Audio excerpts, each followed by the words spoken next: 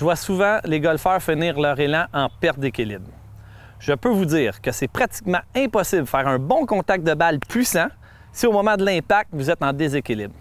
Je vais vous donner des points à vérifier lors de vos prochains entraînements et des exercices à faire si vous avez des pertes d'équilibre. Savez-vous que la majorité des golfeurs de haut niveau, au moment de l'adresse, ont une répartition de poids un petit peu plus sur leurs jambes avant? 55 % de leur poids sur la jambe avant, 45 % de leur poids sur la jambe arrière.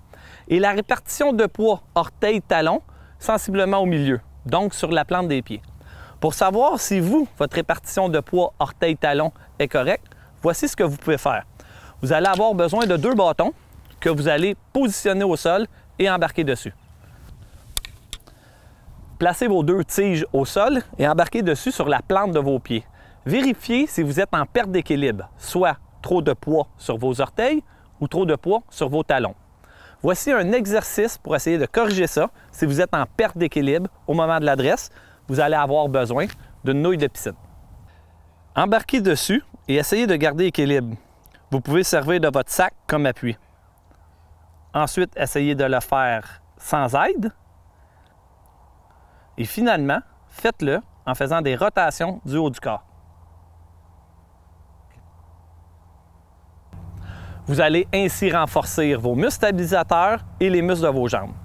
Au départ de votre élan, votre poids va se transférer lentement vers les orteils de votre pied avant et le talon de votre pied arrière pour en arriver au sommet où 65 % de votre poids va être sur votre côté arrière.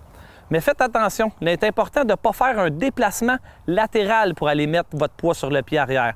Donc, un moyen de vérifier ça, cette fois-ci, vous allez avoir besoin de 2 bâtons que vous allez placer au sol dans le sens de vos pieds. À l'adresse, les pieds sont en appui sur les 2 bâtons. Au sommet, vous remarquerez que je suis resté en équilibre sur les bâtons. Je n'ai pas fait de déplacement latéral où mes genoux auraient été trop loin vers la droite. Et à la fin de mon élan, je reste en équilibre sur mon bâton. Et finalement, une des plus grandes erreurs de la mauvaise répartition de l'équilibre est au moment de l'impact, qui est en réalité le moment de vérité. Soyez bien attentifs à ce que je vais dire, car c'est sûrement la plus grande erreur de tous les golfeurs. Au moment de l'impact, 70 à 80 % de votre poids doit être sur la jambe avant. Voici un exercice statique que vous pouvez faire. Vous allez avoir besoin d'un bâton ou vous allez vous appuyer dessus. Donc, le moment de départ est comme ça. Moment d'impact. Départ, impact. Départ, impact. Vous remarquez que lors du moment d'impact, mon poids se transfère vers la jambe avant, un petit peu plus vers mon talon. Mes hanches ont commencé à s'ouvrir vers la cible et surtout, ma tête ne bouge pas.